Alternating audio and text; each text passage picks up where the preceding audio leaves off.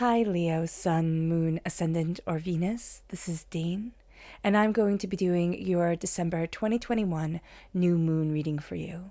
Now I ask if this reading resonates with you. Don't forget to like, comment, and subscribe. If you're interested in any of the cards that I'm using, they will all be listed and linked in the description box below. Now, before we begin this reading, let us clear the energy space, raising our own energy vibration and releasing any negativity. So take a nice deep breath in, exhaling whenever it feels comfortable for you.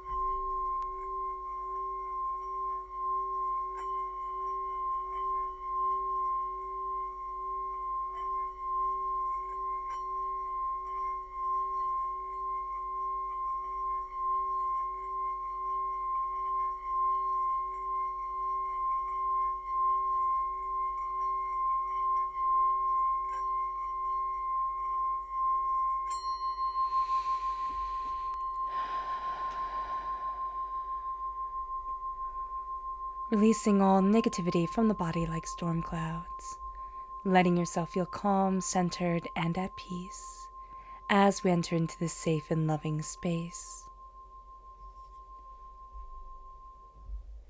Let's let the bowls sing as we see what the tarot has to say.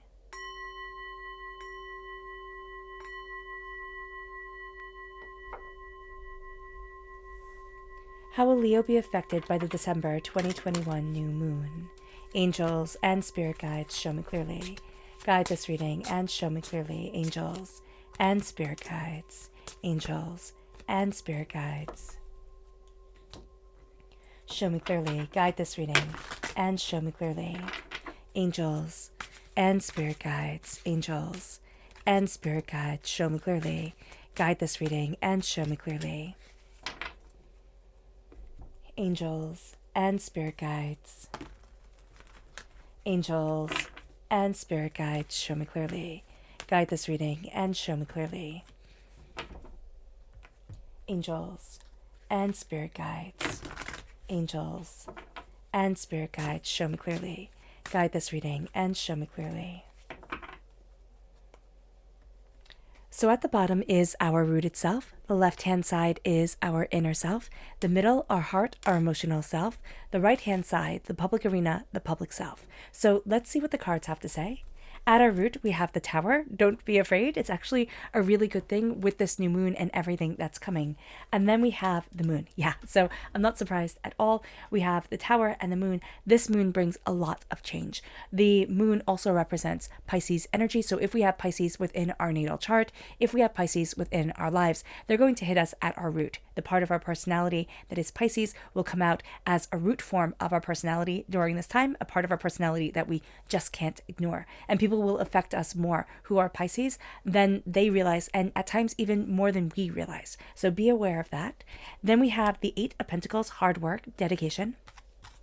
And we have Judgment, being risen out of the box, being risen out of, this just answering a call. It's really going to be a sense during this new moon that we're answering a call towards something greater, and a sense of I'm rising out of this box that I put myself in, that society put me in, that, I felt like I had to be in to be the person that I was supposed to be, and yet not myself. And now we're going to find that we're awakening into our power and into ourselves. It moves us to the Ten of Swords. This is the darkness before the dawn. And this is realizing that every single heartbreak, pain, disappointment, anger, despair that we have been through, that is now an arsenal in our weaponry to face the world and be strong and be talented and be just courageously perseverant. It moves us then to the Queen of Wands. This is us. This is us in the Minor Arcana. We're represented by the Wands in the Minor Arcana. We're represented by the Strength card in the Major Arcana. And so here we're coming out as this powerful, beautiful being that's really taking charge of their lives and themselves, and just looking at a new dawn and a new day with perseverance. We have the Hermit, which is Virgo energy. If we're born on the cusp with Virgo, or we have Virgo energy within our chart, within our lives, they're going to affect us in the public arena. So people are going to note this. People are going to see this. This is a part of our personality that comes out more. So we're not going to necessarily always be the go-get-em Leo energy that we are, this fire, this fierceness. We're going to be a little bit more introspective. We're going to be a little bit more emotionally connected with things and ourselves. So do be mindful there. And we have the Seven of Cups. The Seven of Cups is our dreams and what we desire. And this is going to be a sense of, I need to connect. I need to connect with my dreams. I need to connect with what I want from life, where I'm going, where I want to go, and this bigger picture, this bigger aspect of me. Now let's look at the energy we need to be mindful of. Angels and spirit guides, show me clearly. Guide this reading and show me clearly. So this is the Queen of Swords. This is air sign energy, Gemini, Libra, Aquarius. What we really need to be mindful here is of words and of people using words as weapons. This is a time where we can be cut down by certain words, but we can also find words to be a really good arsenal for ourselves. So just be mindful of this. Just be mindful of the harshness of things that can come forward. Now, this could be a person who means them to be harsh, or this could be a person who's just saying what they think and saying exactly how they think it, and they're not going to mince their words during this time. So just be aware. Just be aware of this. And this can also be a time for us where we have to be aware with this new moon, because there's also a solar eclipse. We're ruled by the sun, Leo. So this greatly affects us, that we can be a little bit harsher, a little bit more blunt and to the point than maybe, is socially acceptable. So just be aware of that. Then let's look at our chakra energy. Angels and spirit guides, show me clearly. Guide this reading and show me clearly, angels and spirit guides, angels and spirit guides, show me clearly. Guide this reading.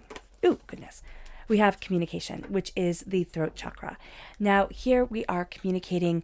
We need to communicate with ourselves, with our spirit guides, with our angels, what we want, what we desire within our lives. But we also need to communicate with ourselves the way that we want to move forward for ourselves, what it is that we desire, where it is that we want to be. We're also going to be communicating a lot. I want to say telepathically, but it doesn't necessarily have to be telepathically. It's going to be a sense of getting a read of a room without anybody having to say anything. So we're going to be able to size people up really well during this time. Okay, so let's talk about this new moon in Sagittarius for a while. Let's talk about it astrologically. Now, this new moon in Sagittarius says luck is on your side. Why? Because we're taking aim.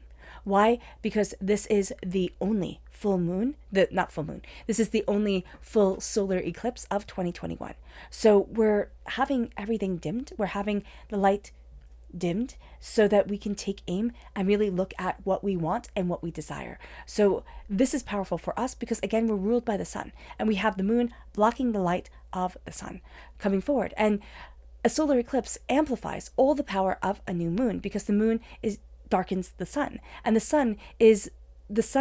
Okay, so the most important aspect of astrology is the sun conjunct the moon, the sun across from the moon. This gives us a burst of energy. This gives us initiative. This gives us insight and ideas. This brings our emotions into balance and helps us to see the way that we want to move forward.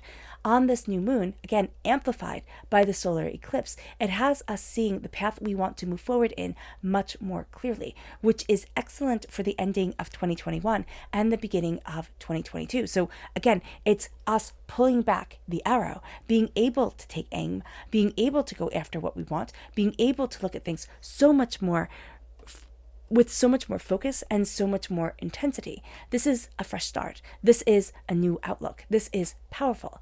Now, the South Lunar Node, which is going to go into retrograde into Scorpio around the time of this new moon, this is the first time this happens in 18 years, which is the time that it takes the South Lunar Node to go through, that it takes the lunar node to go through the zodiac. Okay, so there's that. The South Lunar Node is the place of memories. It is the place where our energy is drained within our lives, the place where our karmic destiny is really focused on and looked at. Now, this is a time that we are going to be feeling things much more strongly, much more intensely, and we're not really going to want to. There's just a sense here, Leo, with if I can push forward, I will be okay. But we have the tower coming forward and the South Lunar Node, as well as the darkening of things, as well as the solar eclipse, as well as the new moon, all right, coming forward, has it so that there is silence within us. there's a calm within us that needs to be focused on. And it's going to show certain barriers that have been constructed through the noise, through the chaos of life and existence falling apart. And it's going to lead us to be, it's going to leave us vulnerable. It's going to lead us to see a new path forward than we have seen before.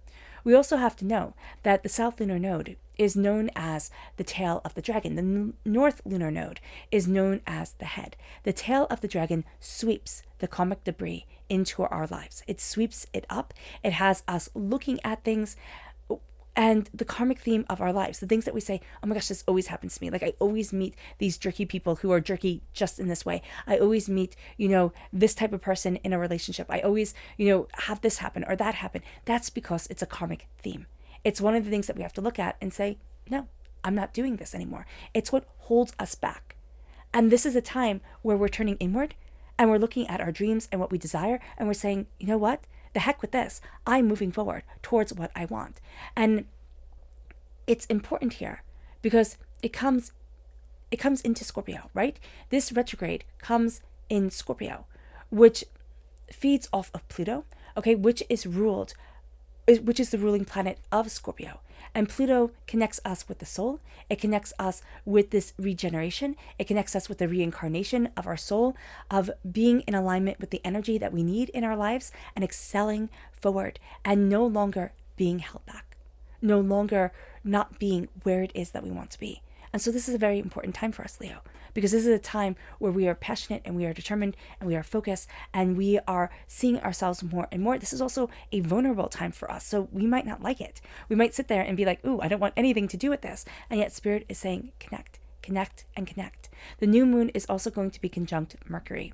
Now, this is important, especially for us in the public arena. Virgo is ruled by Mercury. So with the new moon conjunct Mercury, it puts our thinking, our communication, our short distance travel into focus. We are alert, we are quick thinking, we are adaptable, and we are curious. We're very good at buying and selling. We're very good at negotiations. We're very good at social situations. Again, coming through in the public arena, adding to our already charismatic Leo charm. This makes us really good at these things. The new moon is going to be sextile Uranus. Now, this isn't going to be such a good alignment. This is an alignment that makes us nervous, it makes us tense, and it makes us anxious. We will feel like some change or some drama is on the horizon, and that's because it is. It's actually going to be a little bit bigger for us here, Leo, than it's going to be for others, so just be mindful of this. We can find it hard to relax because we're feeling this change on the horizon, because we're feeling this, foundational shift. There is also going to be a buildup of energy within us that makes us feel anxious and off our game. Now, the new moon is going to be sextile Saturn. This has a grounding influence on us and actually reduces the anxiety around Uranus. So this, where Uranus kind of makes us feel anxious and overwhelmed, Saturn calms it down. This alignment gives us caution, it gives us patience, it gives us perseverance, it gives us a strong sense of responsibility, and we start to set our goals and get the job done. We see what it is that we need to do. We're hyper focused, we're hyper vigilant and diligent, and so that really works well for us. But we need to remember to be kind to ourselves, and we need to also remember to be kind to the mistakes that we make, that other people make, because Saturn, which isn't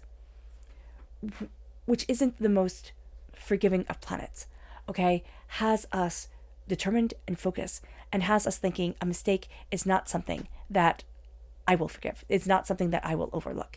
And this is a time where we have to overlook it. We have to connect with the power of our hearts and ourselves. Saturn is going to be squared Uranus. Now, this can bring change that we don't want and that we actually see as a setback. Again, the Tower energy here can be that change coming forward. Yet we need to keep an open mind and be patient with ourselves and the people around us, flexible with our ideas and our goals, while at the same time understanding that if we are flexible, if we are patient, we can see the challenges turn into opportunities that rid our lives of negativity. The eclipse aspect pattern of this time is called the large learning triangle. Now, this represents the crisis that manifests during this time and the resulting profound learning or development that can happen from this crisis. The triangle, okay, consists of Saturn squared Uranus. This is the conflict.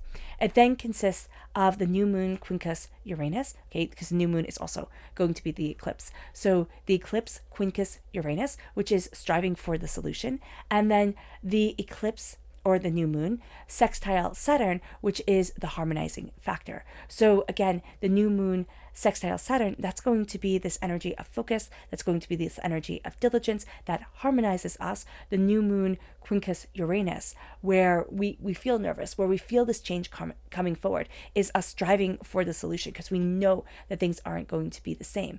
And the Saturn squared Uranus is the conflict that comes forward, the change that we don't want, that seems like a setback, that pushes us in a direction that, if we have an open mind and are again kind with ourselves, changes the whole picture and the whole way that we move forward. Now, let's talk about the stars. The fixed star Alwed comes into play here.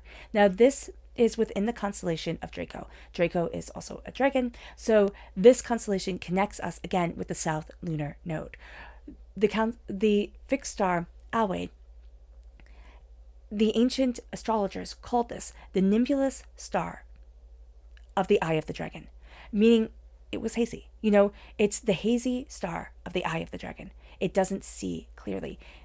The Arabic meaning is who's to be destroyed. So there's the sense here of determination and a focus, who's to be destroyed, who is to be destroyed. And there's a sense here of I'm not seeing it clearly. So the energy that comes from the star, right? The alignment of the star is with the power of Mars and of Saturn. And this star has us making bold, cruel, heartless, sometimes criminal and violent decisions. It has us moving in that direction. So we have to be mindful here because these aren't good things. Bold, okay, I like that. But cruel, heartless, criminal, violent, we don't want these. We want to counteract this. So we need to be mindful of our emotions and the fact that we're not going to see things as clearly as we need to. We should not, during this time, act first and think second. We need to think first and then act. We need to ground ourselves and move ourselves forward, because if not, we're going to come to this with negativity and with envy and without a clear-sightedness. Now, we also have the fixed star Antares. So this fixed star is at the heart of the constellation of Scorpio and is known by the ancient Greeks as the anti-Eris, or the rival to Mars. So this is the rival to Mars. Mars is the god of war. So this is the rival to the god of war and the imposter to the god of war because of its coloring within the sky. You could mistake Antares for Mars, okay, because of its red-green coloring. Antares is of the nature of Mars and of Jupiter, making it commanding, which is great, making it prideful, malevolent, destructive, broad-minded, which is also really good, rash, headstrong, and again, destructive. It makes it powerfully destructive. And this is a time where we have enough destruction going on.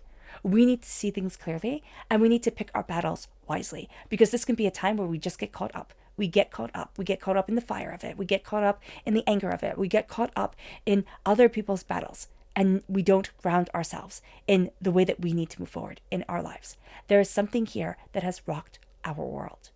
It has rocked our world. It has thrown us off our game. And it could be something that happened 15 years ago. It could be something that happened 13 years ago. It could be something that, is just so powerful, so intense that we wonder how we move forward from it. This tower time is coming up now. We're looking at it, and we're also looking within ourselves. And this moon is having us turn a crisis into, and it sounds so cliche, but into a powerful learning tool. It has us taking something that we think is negative and making it positive for us. It has us taking God's source spirit, however we see the divine, the universe, having thrown us out of our comfort zone, having had us experience things within our lives that we never wanted to experience, we never asked for, we never thought could be a part of us.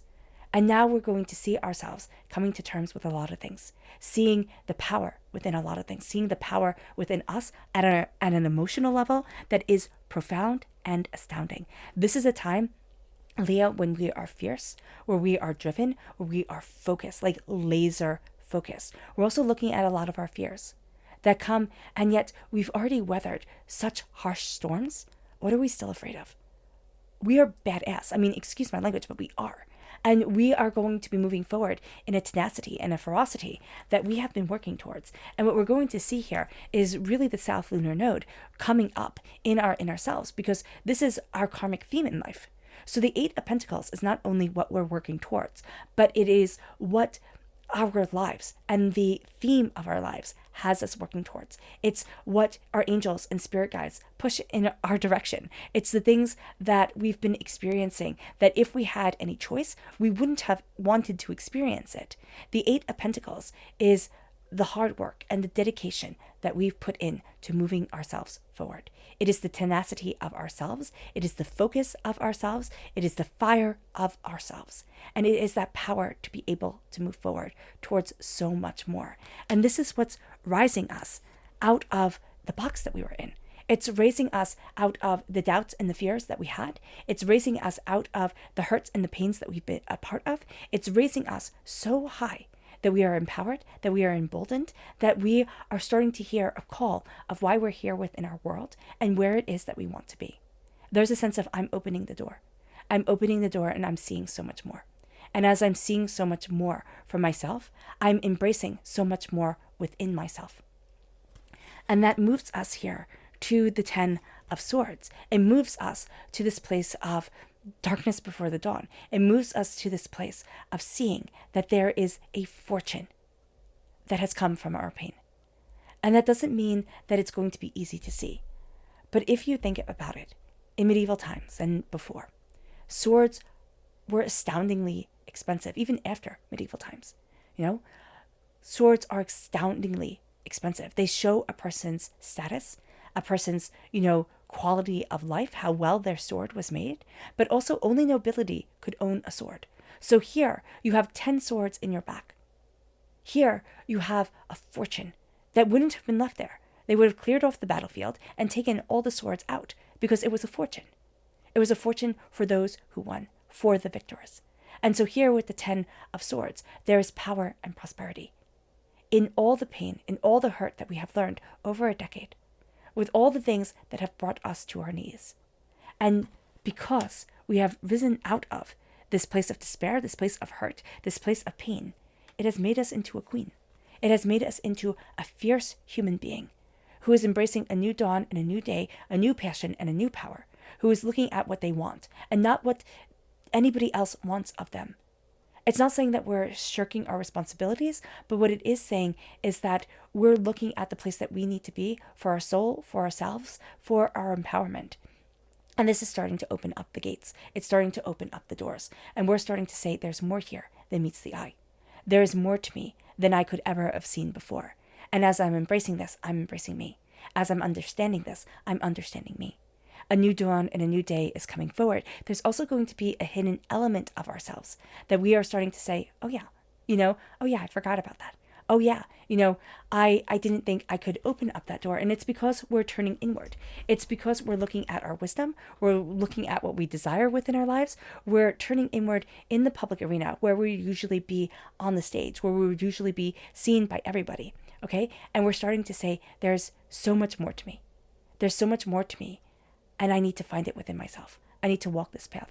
This is going to be a time of introspection and quietness. This is going to be a time of tenacity and greater understanding and greater seeing of the self and what we desire. This is going to be a time that opens up the doors and leads us forward. The hermit has us being quiet. So we might find ourselves being more quiet, more introverted during this time than we are used to. We will find ourselves looking at things more, how does this work for me? Then what can this get me? How can this lead me forward? Things are going to have a huge connection to our inner desires, our inner wisdom, to a sense of calm. And it's going to be, will this help my sense of calm? Will this help my centering within my world? Or will this rock my foundation and make me feel like I can't, move forward the way that I want to? It brings us then to the Seven of Cups. It brings us to our dreams, which is what we're focusing on. It brings us to the choices that we are making that are either manifesting our dreams within our lives or not. It also brings us to looking at if we have locked our dreams away, to that place that we can go to when we're stressed, when we're overwhelmed, to take out our dreams and say, but I still have this beautiful thing. instead of going out and embracing our dreams and saying, I'm living my dream, I'm going after it, I'm taking what I desire, and I'm moving forward towards what I want. So the Seven of Cups comes in and says, what are you dreaming of? What do you want? How do you embrace your dreams in the waking world? How do you move yourself forward? And it brings us then to the Lunar Message during this time. So let's see what the moon has to say for herself. Angels and spirit guides, show me clearly. Guide this reading and show me clearly. Angels and spirit guides. Angels and spirit guides. Show me clearly. Guide this reading and show me clearly. Angels and spirit guides. Angels and spirit guides. Show me clearly. Guide this reading and show me clearly. Angels and spirit guides. Angels and spirit guides. So at our root, we have your dreams need a practical plan. New beginnings. And that comes within this new moon. So what we're focusing on in the public arena is our dreams. Is that connection with our dreams, with our inner selves, with what it is that we deeply, spiritually, personally desire within our lives. And we have here, your dreams need a practical plan. We need to look at things and say, okay, I need to be practical about this. I need to be grounded and down to earth, because this new moon is going to bring me that portal into a new beginning, into a new passion, into a new desire. And again, we're not going to feel fully on our game because the energy of the sun that rules us, is being blocked. And so this is a time where we're looking at things through different eyes, through quieter, gentler eyes. And so this is a time that affects us quite powerfully, quite intensely. It moves us to our inner self, and our lunar inner self is saying, work through your fears, trust. Trust in the hard work and the dedication and the way that we've been forged in this existence, in this world, and through our past lives. Work through your fears and see the way that we are manifesting what we desire. It brings us to our Luna public arena self. And it says the end of a tough cycle is approaching. Resilience. We haven't been crushed. We've still been growing through what has tried to crush us, what has tried to destroy us. And it brings us then to the public arena Luna self, which says communication is key. We have that coming through with our chakras, with our throat chakra opening and saying, communicate, communicate, communicate. Acceptance. Acceptance as of what has passed, acceptance of who we are, acceptance of how we need to come together. It brings us to our subconscious Lunar Message, which is look at the bigger picture. The new moon, the full moon in Sagittarius, which is amplifying the new moon in Sagittarius energy here already. So Sagittarius energy plays very strongly in us during this time. And then it brings us to hunger. Look at the bigger picture and see what you are hungering for. See what it is that you greatly desire, what you are striving for. It brings us to our subconscious energy to be mindful of. It's the King of Swords. We have the Queen of Swords and the King of Swords. This could be a couple. This could be a soulmate that we connect with, right? Because this is a soulmate connection. Whenever we have the King and the Queen of the same suit from the same deck coming forward, it's a soulmate connection. This is a person who's having us look at our words, look at also the coldness or the calculatingness of decisions, and look at things differently.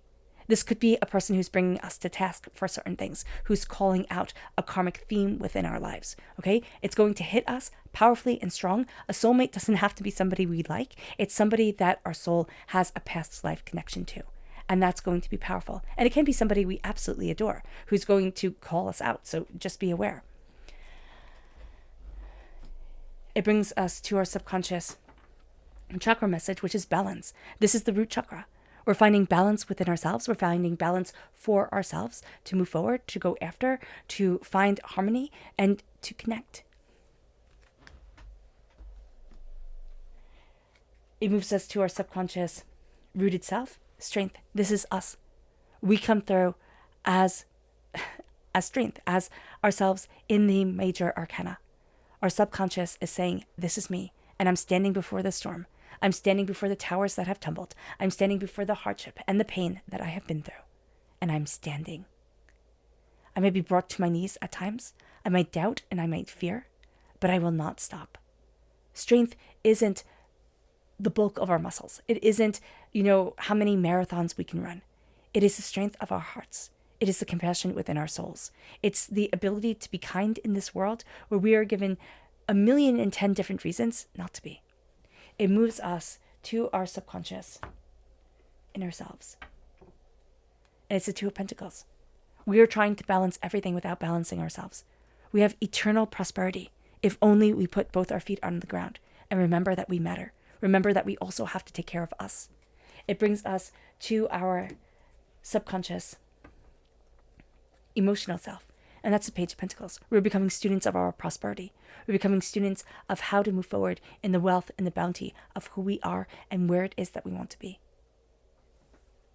We're looking at things differently. We're looking at how do we plant these seeds? How do we move things forward? How do we embrace? How do we become? And it brings us to our subconscious public arena self. And it's the Eight of Wands.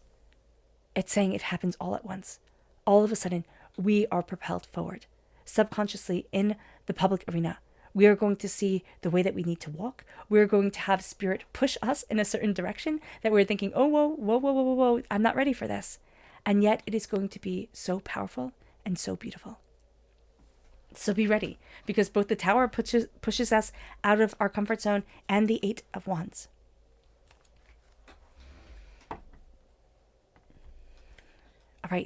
All right, Leo.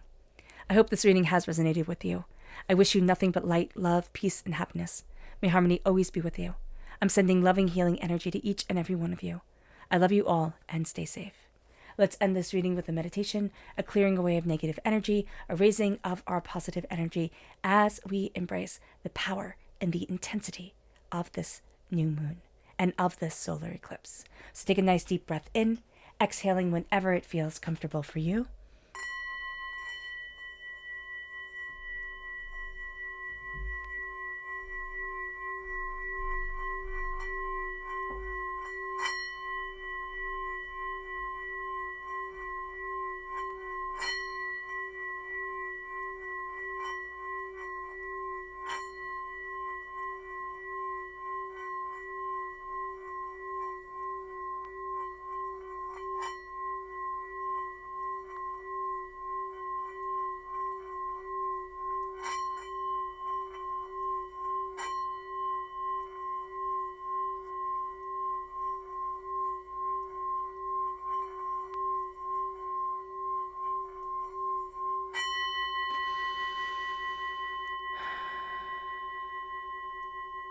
May you move forward in peace and in harmony, Leo, and may you have a blessed moon.